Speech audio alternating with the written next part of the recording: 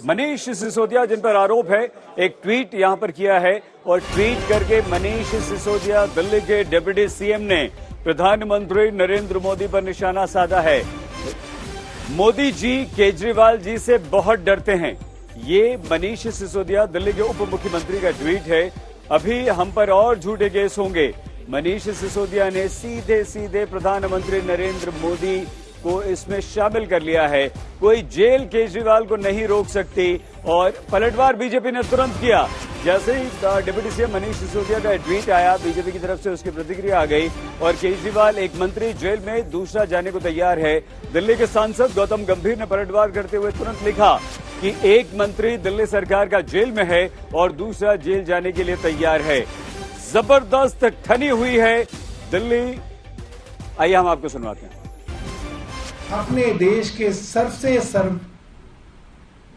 सर्वाधिक जाने जाने वाले और प्रसिद्ध उप मुख्यमंत्री शिक्षा मंत्री मनीष सिसोदिया जी को फंसाने के लिए ये काम किया जा रहा है। अरविंद केजरीवाल जी कई बार ये बात पहले कह चुके हैं। इस बात की अफवाह काफी दिनों से चल रही है कि अब सत्येंद्र जैन के बाद मनीष सिसोदिया जी को किसी भी तरीके से किसी भी मामले में फंसाने की कोशिश जो है केंद्र सरकार करेगी और ये आपके सामने है। और मैं एक बात और बता दूं, इस तरीके के अभी और बहुत सारे मामले जो हैं केंद्र सरकार निकालेगी। सारे के सारे अफसरों को केंद्र सरकार ने इस काम पे लगाया है। कहीं से भी कुछ भी ढूंढो।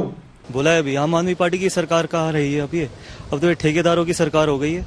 और सिंगापुर, वहां पर क्या, सिंगापुर जाके भी खालिस्तानियों की एंट्री करवाना चाहते हैं अरविंद केजरीवाल जी, जिस तरीके से पंजाब में करवाई है।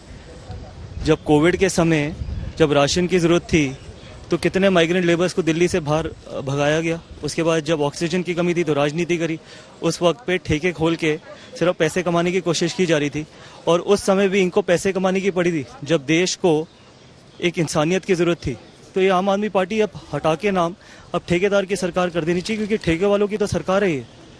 वो मंत्री जो पूरे देश में शिक्षा की क्रांति लाए, जिनका डंका आज देश में नहीं विदेशों में बज रहा है, उस उप मुख्यमंत्री को फंसाने के लिए ये सीबीआई की इंक्वायरी केंद्र सरकार के इशारे पर हमारे एलजी साहब ने रिकमेंड की है।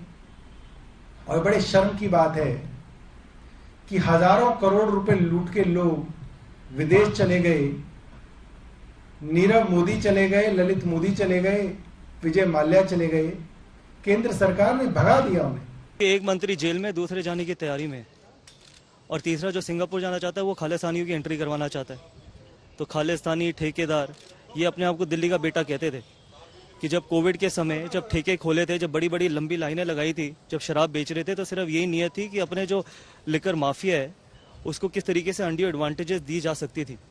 तो इस तरीके का ये आम आदमी है कि जहां पर दिल्ली की कोई इनको चिंता नहीं है, सिर्फ पैसे कमाने हैं, खालिस्तानियों की एंट्री करानी है। और अपना जो मॉडल है, कभी एक बार सवाल उनसे भी पूछिए कि मॉडल क्या है दिल्ली में।